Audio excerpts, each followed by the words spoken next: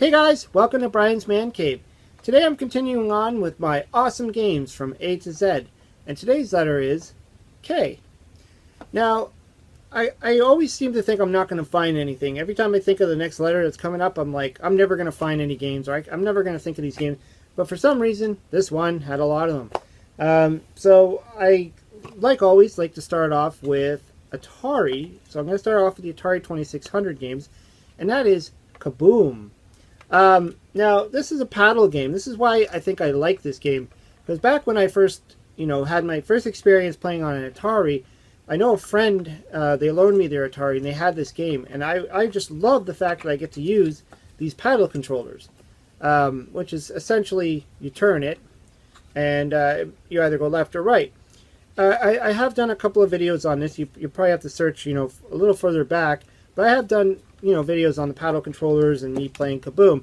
But I just love this game. It's, the Mad Bomber. He's going across the screen. He's dropping bombs down on you. You got to catch them. You're a little bucket of water, essentially, trying to catch those bombs and defuse them. So, the game gets a little crazy after a while. He just starts going really fast and dropping tons of bombs. Most people can only get so many levels in, and then that's it. They're done.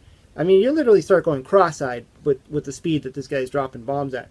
But it's, it's something you can get really addicted to. It's really fun. I don't know if you could really sit down and play it for, many, many hours or anything like that. Usually I'm, a couple minutes, and then I'm like, okay, I'm done.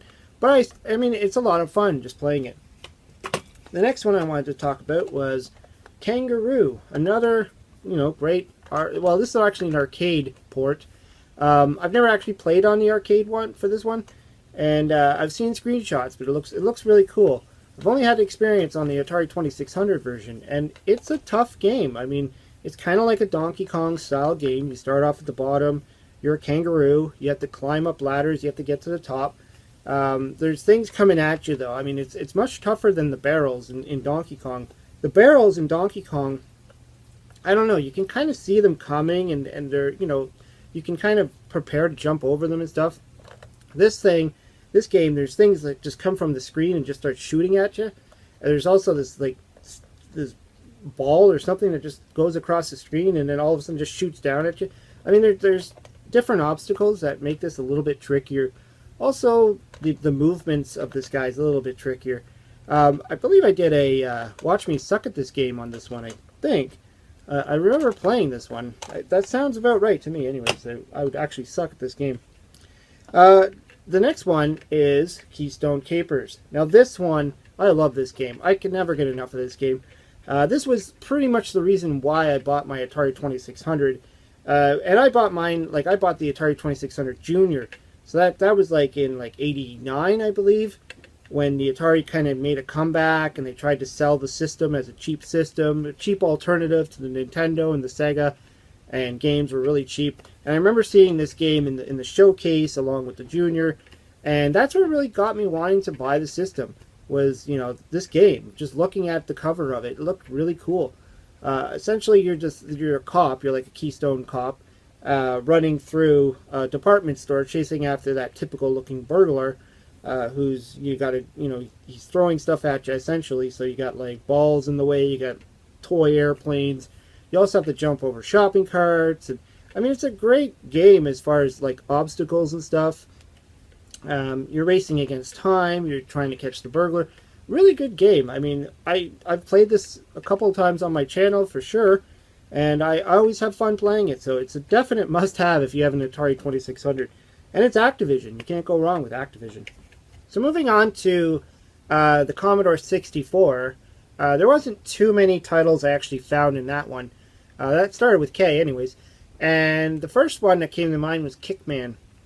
Now, I did a video a while back on kind of circus games, circus video games, and Kickman was one of them. It's kind of a simple game. You're just a little clown dude on a unicycle, and you're kicking balloons that you have to break other things, break other balloons in the sky and stuff. A little bit of an arcade style game. Really fun. I used to play it a lot when I was a kid. It's not complicated. It's just a nice, simple game. I believe it's supposed to be used with the paddle controllers, but I always end up just using the joystick. The next one it's an odd title, odd name for a title. It's called Crackout.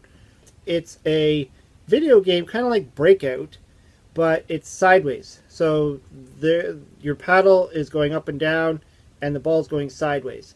And you got the little bricks you have to break, but it also expands into like crazy little worlds and stuff. Like it's a little bit different than Breakout. There's more to it. There's more going on.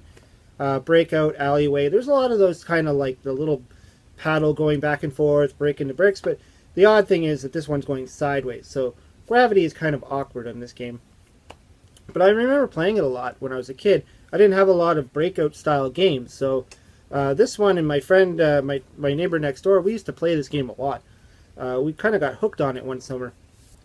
So let's move on to, well, let's go to the Sega. I don't talk a lot about Sega. I don't have a whole lot of knowledge on Sega. I'm trying to build up my Sega library.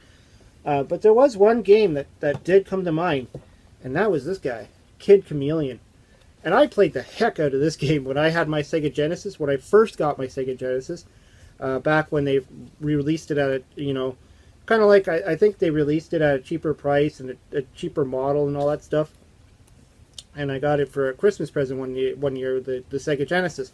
And this is one of the games that I got with it. And I spent a lot of time playing. I couldn't, like, the amount of levels in this game, like, it was so much going on. There's so many things you could do with it. And to me, like, the scale of this game was different than what I was really used to. I mean, outside of playing Super Mario Brothers, playing a game like this that had so many different levels and so many different transformations, it was a lot of fun. I haven't actually tried to play it really in a long time now. It's something I've had in the back of my mind, like, I need to do something. Maybe I can do a stream on this, a live stream or something. I don't know. But I got to have a little bit of fun playing this again. This one actually adds a manual too. I had to rebuy it, of course. If you've seen some of my other videos before, you might have heard me say this, but when I was a teenager, my house got broken into and someone stole my Sega Genesis and all the games. So I slowly had to buy get a new system and buy the games. So I haven't really got caught up on a lot of these games. So, but it's an interesting game. I really like the Kid Chameleon. Let's move on to Nintendo now, because there was two for sure that I knew, and so the first one is Kid Icarus. Now, this game I was fascinated by when I was younger, and my friend had it, and I tried to play it every time I was over at his house. Like, he had this, he had Zelda, he had Super Mario Brothers. So there was a bunch of titles that I really always enjoyed playing. And I didn't get a lot of experience playing it until I ended up buying my own copy much later on. Back when, just around the time when Sega Genesis and Super Nintendo were the big things, and Nintendo games became cheap. I mean, these were like $9, and I'd pick them out of like those bargain bins. And so I finally got my hands on Kid Icarus, and I played the heck out of it. And it's a hard game. I mean, once you get the hang of it, you're good. But then if you put it down and come back in the future, you're going to start right back to square one. I mean, it's just so awkward. The controls, you die like on everything. You fall off the screen. Everything kills you. Doesn't give you a lot of heart points. I mean, it's a tricky game. Now, there is a code you can put in. I think it's Icarus fights Medusa Angels, if I'm not... For some reason, I remember that. But it's funny how we remember these odd codes. And if you put that in there, you start off on the later level, and you have almost unlimited life, and you have unlimited money. And you have all the items. I don't know. It's really weird. It's like you pretty much are set up to complete the game. I believe only once in my life have I actually completed this game from level 1 all the way up to the end. Like, actually going from the beginning to the end. I think I've only done it once. And I know the last few times I've tried to play this game, I was so bad at it. I ended up doing a watch me suck at this game for this one as well. So if you want to see me suck at this game, check my my previous videos. You'll probably find it. And the other one I thought of was Karna. I didn't get a lot of experience with this game, but I was always fascinated by it. In fact, I ended up buying the Tiger Electronic version of it way before I even had the Nintendo version of it. And I think because when I was looking at all the different Tiger Electronics games that they had, a lot of them seemed very simple. Like, nothing really was happening in the game. Like there was very little stuff to do. This one seemed like it had a lot of stuff in there, just like the Mega Man one that I picked up. And so I did play this one quite a bit after I bought it. And it wasn't until I ended up finding a copy of Karna, which again I think I picked up in the cheap bins, the bargain bins, when they were really cheap. And I played it a little bit. I mean, I like how he can transform into all these different things. It's a typical platforming style game. Again, I haven't really picked it up in a while, and it's something that's been nagging in my brain. I need to start playing this again. Maybe, again, I should do a stream on it or something. I got to do something on this game. But Karna is definitely, you know, up there. It's a pretty iconic game on the Nintendo. Made by Data East. Can't go wrong. The last few I was going to talk about, well, at least one more I was going to talk about, is Kung Fu Master. Now, I did play this on the Atari 2600. I have it on the Atari 2600. I don't have the Kung Fu on Nintendo, but I know that I think I've played it like on an emulator, but I'm not the best at it. I don't know why. It's just one of those games that I've just always just kind of meh. And I think even this one I did a watch me suck at this game.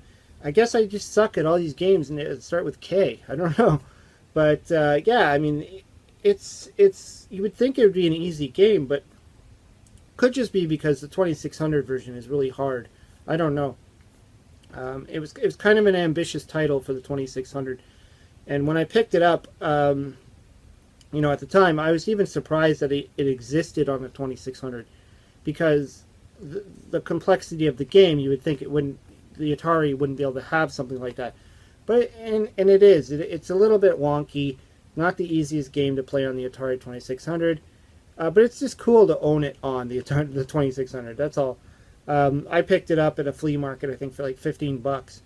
It's kind of a rare title. That's why you know, I don't know what the value is anymore, but I just thought it looked cool. I was like, wow, you know, Kung Fu on the Atari. But anyways, yeah. So I don't know if I missed any titles. I probably did. I tried to go through some of them. You know, I was even thinking of Kirby. I remember playing Kirby. I don't know if it was Adventures in Dreamland on the Game Boy. But that was like a long time ago since I've ever touched a Kirby game. There's also other games that I never actually tried, like Killer Instinct and stuff like that. Just never had a chance to get into it. Again, that's getting into more of the Sega titles and stuff.